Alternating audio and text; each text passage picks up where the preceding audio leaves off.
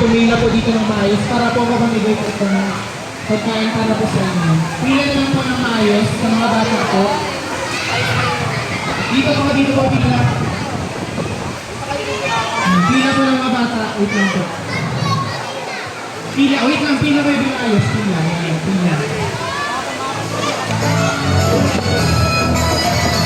Ayan, sige po.